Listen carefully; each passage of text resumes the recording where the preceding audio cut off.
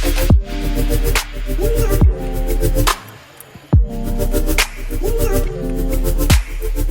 is going on, YouTube family? It is the Washingtons hitting you guys with another video. Today we have special guests, Charles and Stacy Butler. We are in our first part one of our marriage series that we're bringing to you guys. This will be part one and part two, so be checking out for the second video that we create.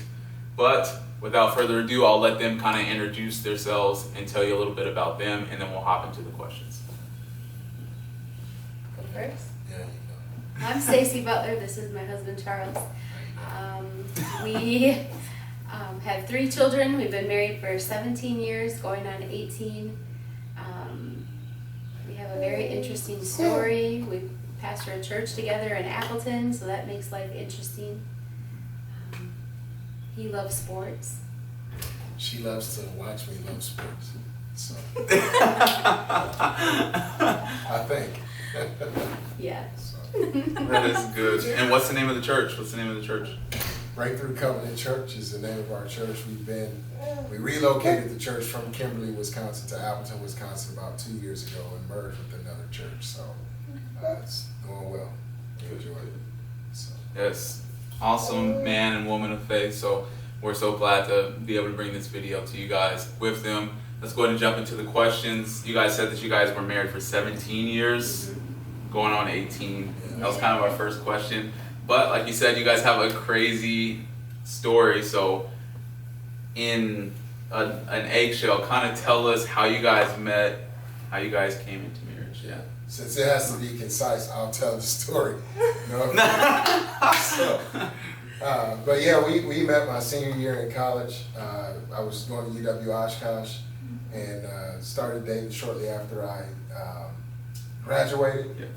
And you know, we moved. Well, I got a job that took me to Dallas, Texas. Yeah. And at that time, she was going to move to Arizona. I was going to move to Dallas. And it was just going to be. I never wanted to get married. Yeah, it's just going to be the end of that thing. Yeah, yeah. And, Or have children. Right. And so we found out that from that distance, talking on the phone really helped us to realize, like, wow, you know, there's more, for me, there's more to her than what I thought. Yeah. You know? And started developing deeper feelings. Yeah. Shortly after that, we found out we were pregnant with our oldest son, Joshua. Yeah. Yeah. We had just became Christians as well. Yeah. And so I started praying, asking the Lord if she's the woman that He wanted me to marry. Yeah. And after fasting for about 3 days, He spoke to me very clearly and told me that she was my wife. And so Yeah.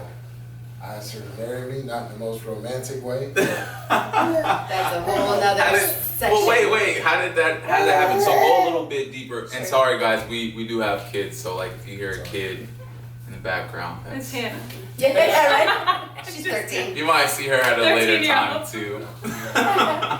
But so I know the story a little bit. Yeah. Tell them a little bit about the characteristics of you two leading up to marriage. Yeah. That was really brief.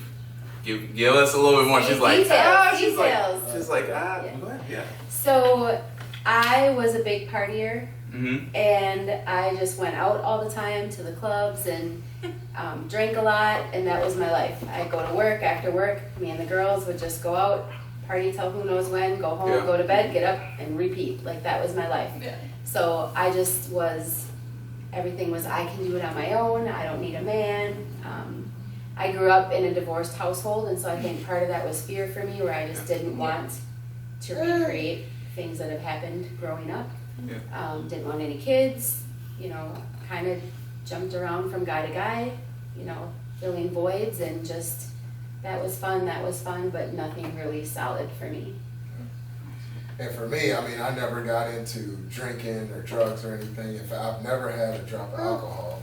But, you know, I would go to the clubs because I grew up without a father.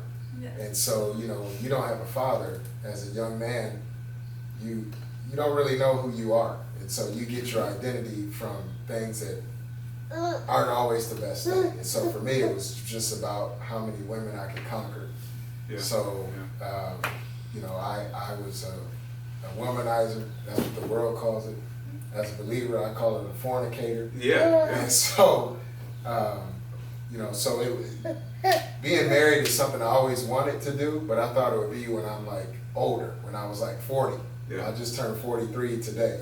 Yep, happy birthday as well. It's Yeah. Charles' birthday. Yeah. So there's obviously a huge transition that took place in our lives. At a time where neither one of us really were thinking about marriage or kids or anything serious. So, but what turned that around? What made you guys start to consider marriage and Well, things like that? for me personally, it was, the distance that we had. I'm in Texas, she's in Wisconsin. Yeah. And just having phone conversations. It's not, you're not out at a club or out at a movie or something. Yeah. Having phone conversations really helped me to realize or to get to know her in a whole different way. Yeah. Well, then too, shortly after we found out we were pregnant with our son, I gave my life to the Lord. Yeah. And she was the first person, when I told her, she was the first person I told. Her response was, how do I do that? And so I was like, I don't know. So I just went on YouTube. I went on Yahoo. And I how do you get saved?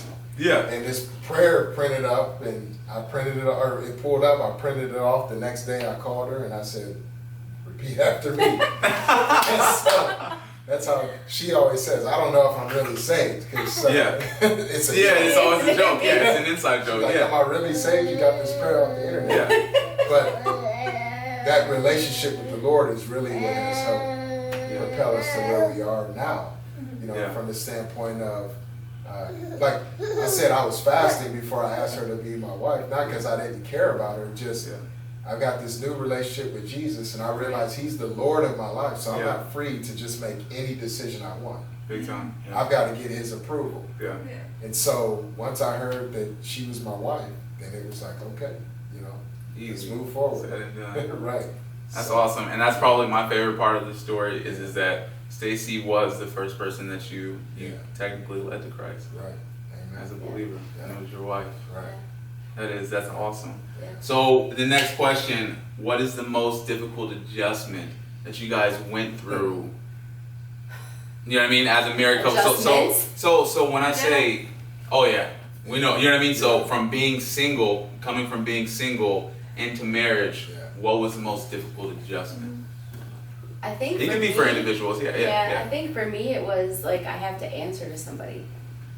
I was used to. Not like I'm a dictator. You're saying but it still is, and I think.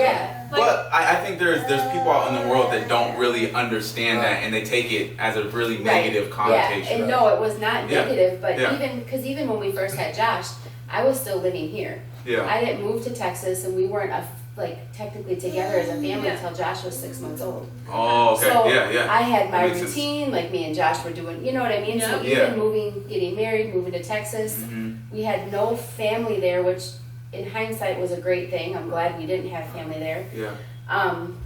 No offense to my family who sees this, but I think it was better for us just to be together. Yeah. But it was like, I can't just take Josh and go do what I want. I just can't go do this or that or make decisions for him because I have a husband now, and that was a hard adjustment where it's like I have to we got to talk about things and agree on things, and I may not like something that you want me to do, but you're my husband, so now I have to, take that into account. So for me that was hard. And I think it's probably the same thing for me. Like I still remember coming home. We had been married about a week, and I came home from a business trip, and I went to get some comfortable clothes to change into after work. Yeah. And I opened the drawer where these clothes were, and her stuff is in there. And the thought in my head was, what is she doing? Are you kidding me? And then the next thought was, I'm married now. That's when I hit you. Okay. All right. And so just, I can't just do whatever I want. And well, and let's be honest, this man had a walk-in closet and the guest room closet filled with all his stuff and every dresser drawer and everything. So what was I supposed to do? Something that is calling shots. Can't stand boxes. It's my turn. So So it just, that was a huge adjustment for me as someone who's very independent, and now having to say, hey, this is what I'm thinking, getting that agreement. Yeah. That was a huge adjustment. Yeah. Huge adjustment. And I would agree too. It's like, just worrying about yourself and then taking in a leadership role, and now you have to. Right. You have to address that and say, hey, like I gotta look out for Stacy too. Absolutely. It is. That's. Yeah. Because it wasn't just the two of us, it was the two of us and Josh, so it was like we went from one situation to like, oh my gosh, we're married and we have a kid. Like there's so many different things that, it's just like, oh my gosh, okay. Yeah. Big time. So to finish out this part one, our last question, it's a fun question. It's a little bit lighter.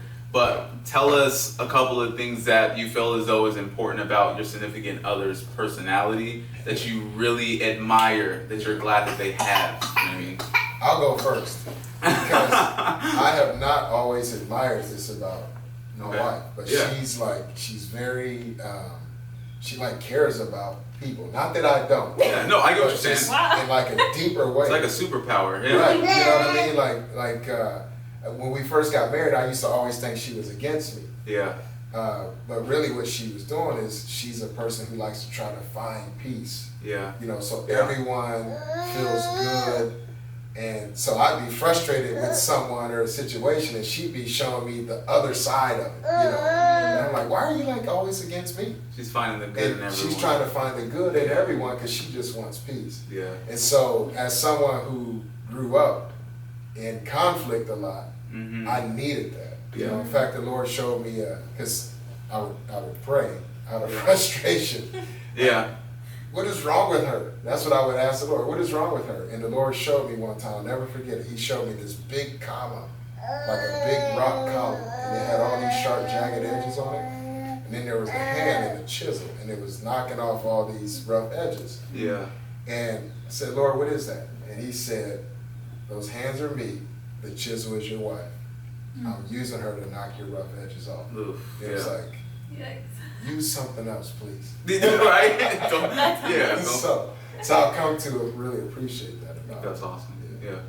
And I think for me, and this always hasn't been easy for me either, but he's very, everything is kind of inside a box, where there's structure and there's gotta be, everything's, most of the time is black and white, like that. And I am not like that. I am kind of very free spirit. I'll just, I can go to a store and just spend money without thinking about oh yeah, I didn't think through the rest of the budget hasn't been, I'm that kind of a person. Yeah. Or let's just go do this, or I'm the idea person because it sounds good. Yeah, and I'm all over the place where he kind of keeps me in check and okay, let's come back to earth. Here we go. Reels you back in. Yeah. And for a while, I didn't like that about him because I always thought he was trying to constrict me or change you, huh? Yeah, change me, and it's the word control has come up. You just want to control me. That's been a famous word in our house over the Yeah, past 2 really? years. I have to say, Stacey, think about what you just said. Yeah. Do you really think I want to control you? Yeah. Because we had one card. I guess she still was just see, we had the one. Well, you had one card. When we first about moved back here, we had one card. See? And he was off doing, working. But I looked at it as you get to go do whatever you want. Right? You understood financially this is the best choice right now. Yeah. And I'm you just want me to be in this house and you don't want me to leave and you're just going to control me and my goodness. It was terrible. Think about what you just said. Yeah. You really think I want you cooped up in the house all day? I thought about it. I don't like it. I thought about it and I think you do. Right. Yeah. So hey guys, so you're hearing this. It happened in ours and in theirs. Yeah.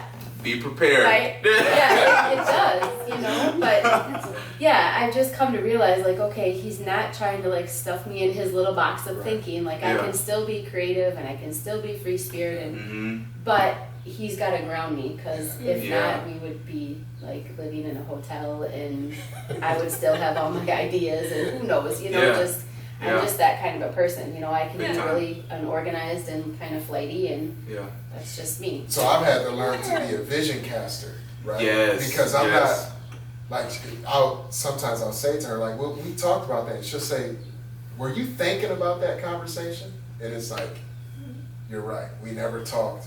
And this doesn't happen too much anymore. Yeah. But when we first got married, I would have these conversations in my head with her. And it was so real that I thought we talked about it. And so I've had to learn to be a vision caster and say, okay, this is what I'm thinking, right? And try to get her on board, you know. That probably drove you nuts, though. Mm-hmm. The communication. Yeah. That's Yeah. huge, yeah. Yeah. Okay. I like to communicate, but not about stuff like that. You know, like I got you.